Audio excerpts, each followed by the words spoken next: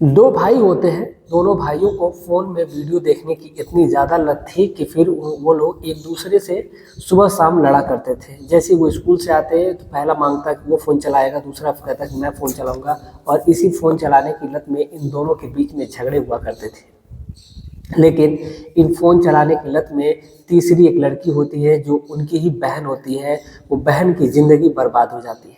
दरअसल जब इस बात का खुलासा होता है कि उस लड़की के साथ आखिर ऐसा क्या हो गया जिस वजह से उस लड़की ने आत्महत्या करने की कोशिश कर ली।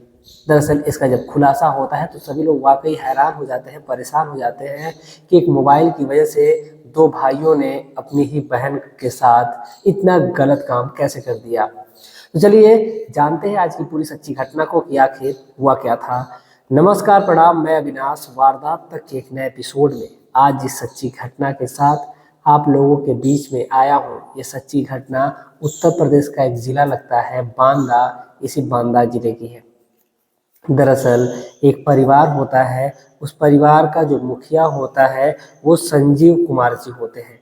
संजीव कुमार की 3 बेटियां होती हैं और तीनों बेटियां जो है वो थोड़ी बड़ी यानी कि एक जो सबसे छोटी बेटी होती है उसकी उम्र लगभग 4 साल के करीब है। फिर जो दूसरी है उसकी उम्र लगभग 6 साल के करीब है और फिर तीसरी जो है जो सबसे बड़ी है उसकी उम्र ज़्यादा है।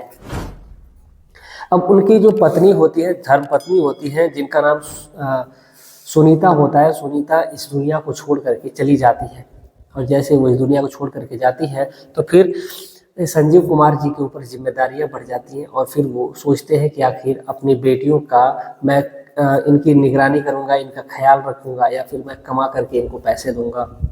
अब ऐसी ही ज़रूरतों को लेकर के जो संजीव जी हैं वो परेशान हो जाते हैं और फिर उन्होंने ये सोचा, ये निर्णय लिया कि इन अपनी बेटियों को उनके ननिहाल भेज देंगे। अब बात ननिहाल की आती है तो जो लड़कियां हैं पहले तो वो आनाकानी करती हैं, फिर उनकी माँ न होने के कारण वो सोचती हैं कि चलो पिताजी सही कह रहे हैं कि वो कमाएंगे कि हमें हमारा ध्यान रखेंगे, अब इसी वजह से हमें ननिहाल चले जाना चाहिए। तो ये तीनों लड़कियां हैं, तीनों लड़कियों को लेकर के संजीव अपने ससुराल जाते हैं और उसके बाद वहीं पर उन तीनों लड़कियों को छोड़ दिया जाता है।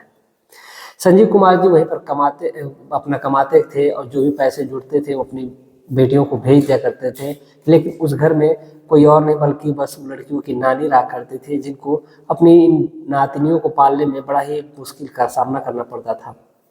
अब उन्होंने इस बात के लिए अपने दामाद से, अपने बेटे से भी बात करी और बात करने के बाद फिर उन लड़कियों को ये फैसला लिया गया कि इनको यतीम खाने में डाल दिया जाए। बताइए, बाप के रहते हुए लड़कियों को यतीम खाने जाना पड़ा और वो कानपुर में एक यतीम खाना है, उसी यतीम खाने में उन लड़कियों को डाल दिया जाता है।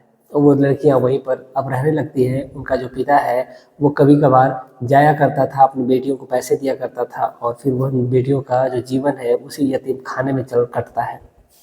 अब ये तीनों जो बेटियां हैं अब उसी यतीम खाने में पलती हैं। लेकिन जो एक उसी में एक ये कानपुर में एक नाला रोड पड़ता है। नाला रोड में एक व्यक्ति होते हैं जो पेशे से एक बिजनेसमैन होते हैं। भगवान ने उनकी संतान तो 2 दी रहती है, उनके 2 बेटे रहते हैं और साथ ही साथ उनकी जो पत्नी रहती है। ये 4 लोगों का उनका भरा पूरा परिवार रहता था। ये बेहद नेक दिल इंसान थे, वो बेहद अच्छे इंसान थे। उन्होंने उनकी ये सोच थी कि उनकी अगर कोई बेटी होती तो बेहद अच्छा होता, लेकिन भगवान ने उनकी कोई बेटी ही नहीं दी थी। फिर उनकी जो पत्नी होती है, जो उनकी धर्म पत्नी होती है, उन्होंने कहा कि क्यों ना हम एक बेटी को यतीम खाने से अडॉप्ट कर लें। अब जैसे ही इस बात को वो सेठ सुनते हैं, वो बिजनेसमैन सुनते हैं, वो कहते हैं कि ये तो बहुत ही अच्छी राय है।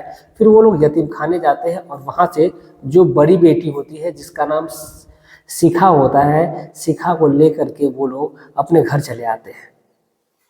अब जैसे ही वो अपने घर आते हैं फिर जो लड़की है चूँकि छोटी वो भी होती है और जैसे जैसे ये लोग बड़े होते हैं, बड़े होते जाते हैं, फिर इन लोगों के बीच में बार बार उनको यही बताया जाता है कि ये उनकी बहन है।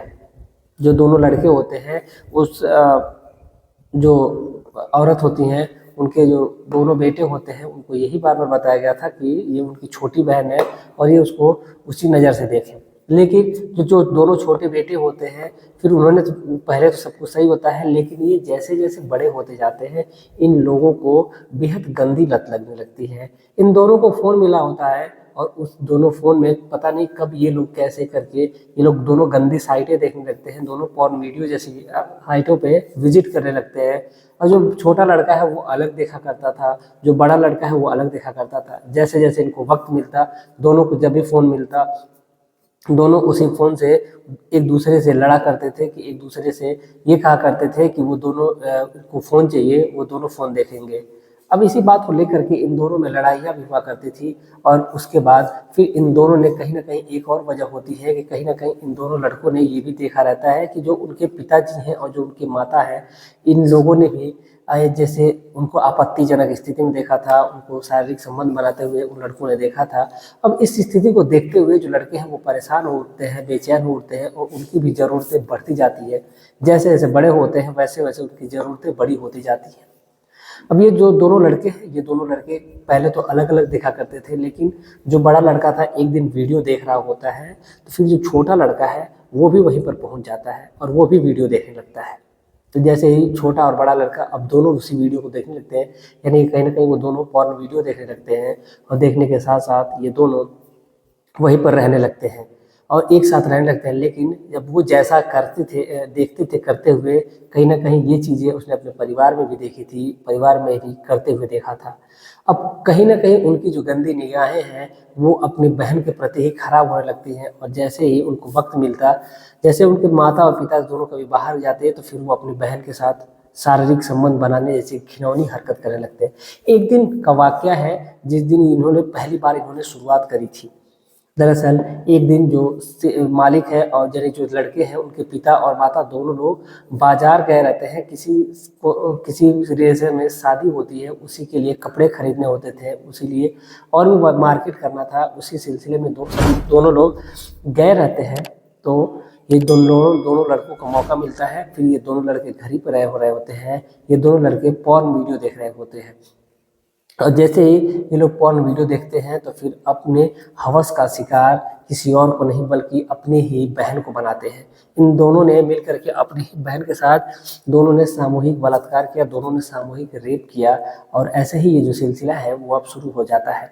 ये दोनों जब भी उस लड़की के साथ शारीरिक संबंध बनाते तो फिर उस लड़की की न्यूड वीडियो निकालते, नग्न वीडियो निकाल लिया करते थे, फ़ोटो खींचते थे और खींच करके उस लड़की को ब्लैकमेल किया करते थे। वो जब भी अब वो मना करती थी तो फिर उसको वो वीडियो दिखाते थे, कहते थे कि वो उस वीडियो को वायरल कर देंगे।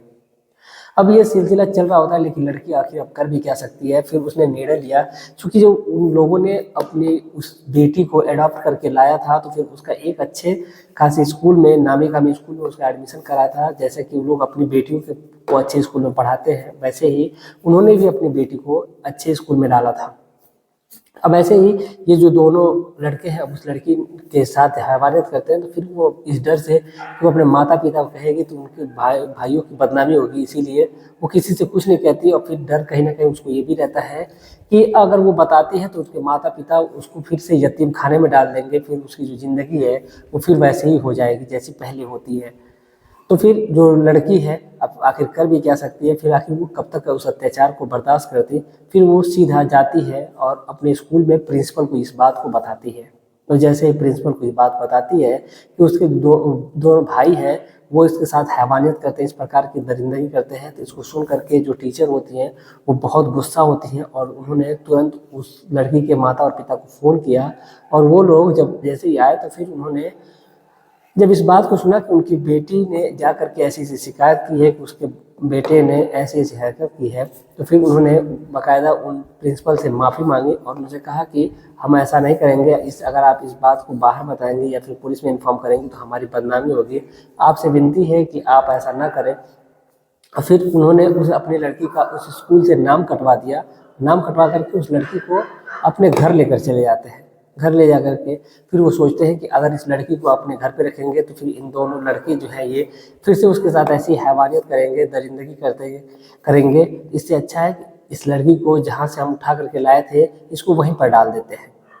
अब इस वजह से उसको लड़की को ले जा कर के वहीं पर डाल दिया जाने की प्रक्रिया ये लोग अपने दिमाग में लगाते हैं, लेकिन फिर उनको एक सॉलिड वजह चाहिए होती है कि आखिर वो लोग तो लेकर के गए थे लेकिन फिर क्यों उस लड़की को लेकर के वापस आ गए हैं, आखिर वजह क्या है। क्योंकि वो ये कहेंगे कि फिर वापस छोड़ना चाहते हैं, तो फिर ऐसा कोई प्रोसीजर नहीं है कि ये कभी लेकर के आए, कभी लेकर के जा करके छोड़ दें। चूँकि अब इसीलिए जो वो लड़की होती है जो उसकी माँ बनी रहती है, फिर उसने एक नाटक रचा और फिर उस लड़की को बाकायदा समझाया जाता है कि अगर ऐसे जा करके बता दोगी तो फिर हमारी बदनामी होगी। इसलिए फिर आदमी होता है वो कहता है, अपनी पत्नी को समझाता है कि जाओ कह देना इस लड़की का जो पिता है वो मर गया है और आखिर वो कैसे गुजारा करेगी, कैसे इसका खर्चा उठाएगी। अब जो औरत होती है वो औरत वहाँ पर पहुँचती है अनाथालय में और फिर वहाँ पर उस लड़की को लेकर के जाती है, तो फिर वहाँ पर एक अच्छा खासा नाटक फैलाती है और बाकायदा रो रही होती है वहाँ पर और कहती है कि उसका पति इस दुनिया को छोड़ कर चला गया है, उसके 2 बेटे ऑलरेडी है और फिर वो अपनी इस बेटी की शादी कहाँ से करेगी, उसका खर्चा कैसे अफोर्ड करेगी। और जब ये सब सारी बातें सुना जाता है तो फिर जो वहाँ की सिस्टर होती हैं उन्होंने कहा कि अच्छा ठीक है कोई बात नहीं, वो लड़की को अपने यहाँ फिर से रख लेती हैं और लड़की जो है वो वहीं पर रहने लगती है। लेकिन वहाँ पर यह कह दिया जाता है कि इस लड़की का जो पिता है वो तो मर चुका है। लेकिन अब सबसे बड़ी बात तो ये होती है कि वो तो उसका दूसरा पिता होता है जो उसको अडॉप्ट करके ले गया था, लेकिन जो इसका पहला पिता होता है जब भी वो आता है तो फिर उसको वहाँ से डांट करके फटकार करके भगा दिया जाता है कि तुम इसके पिता तो हो ही नहीं, वो तो इसका पिता जो था वो तो मर चुका है। क्योंकि उनके मन में ये था कि इसका जो पिता है वो मर चुका है और जो दूसरा ले गया था वो भी मर चुका है। अब यही उसकी चीज़ें तमाम उसके दिमाग में चल रही होती है। अब इसीलिए उस लड़की का अब कोई रह ही नहीं गया था, वो अब उसकी 2 बहनें वहीं पर थी और ये लड़की वहीं पर थी। अब ऐसे ही ये लोग वहीं पर रह रहे होते हैं, जब भी उसका पिता जाने मिलने की कोशिश करता तो फिर उसको हटा दिया जाता है। दरअसल ये बात मैं कर रहा हूँ साल 2013 की ये बात है और फिर ऐसे ये सिलसिला चल रहा होता है। साल 2017 जब आता है तो फिर साल 2017 में उस लड़की ने जब देखा कि जो उसका पिता है वो आया था और उस अपने पिता को जाते हुए देखती है तो फिर वो सोचने लगती है कि उसका पिता उसको देखना नहीं चाहता है। अब वो कहीं ना कहीं उसके अंदर नाराज़गी है। अब इस बात को लेकर के फिर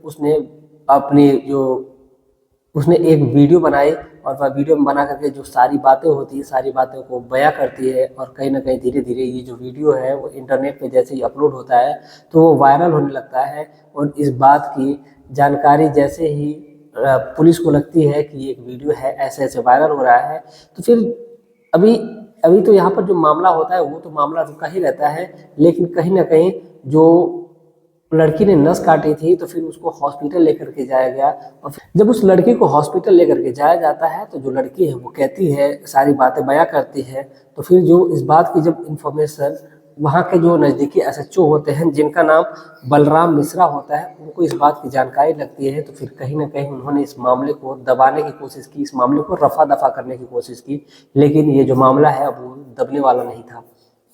दरअसल वो मामला को तो वो दबाना चाहते थे लेकिन वो मामला तो दबा नहीं, और मामला वायरल हो चुका था। तो फिर अब इसी वजह से फिर उनके खिलाफ भी वहाँ के जो नज़दीकी जो एसपी साहब हैं उन्होंने बलराम मिश्रा के खिलाफ भी एफआईआर नोट की और फिर उन्होंने आश्वासन दिया कि इस लड़की के खिलाफ जो भी जैसा भी इस लड़की के साथ हुआ है अब आगे से नहीं होगा और फिर बाकायदा जो भी इसमें अपराधी हैं जो भी इसमें मिले हुए हैं उनको बख्शा नहीं जाएगा।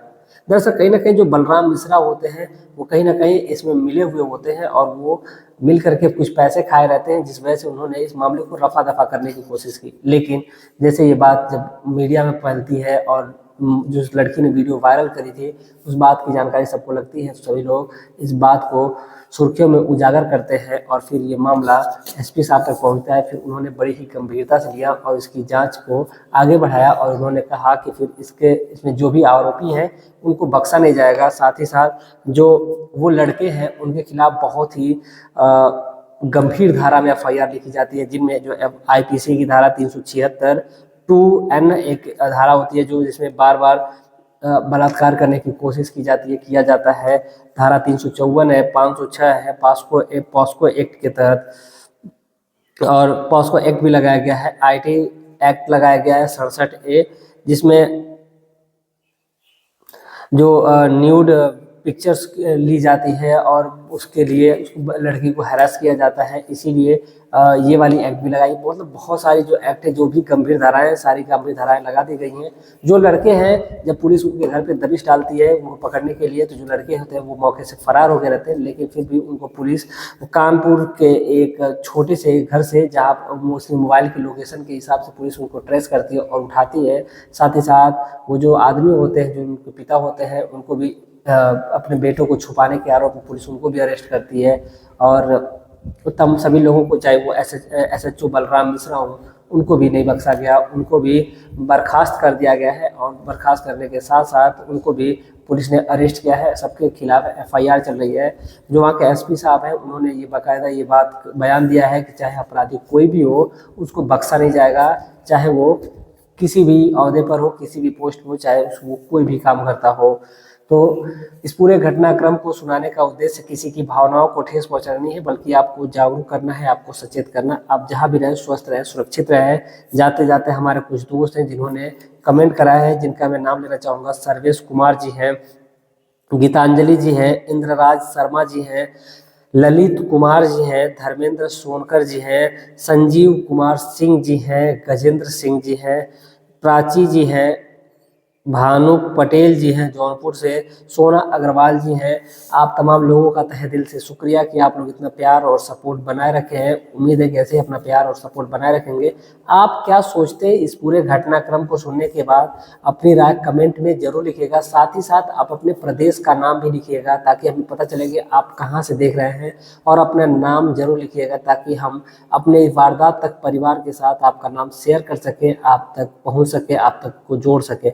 चलिए, कल मिलते हैं शाम 7:30 बजे एक और सच्ची घटना के साथ। तब तक के लिए जय हिंद, जय भारत।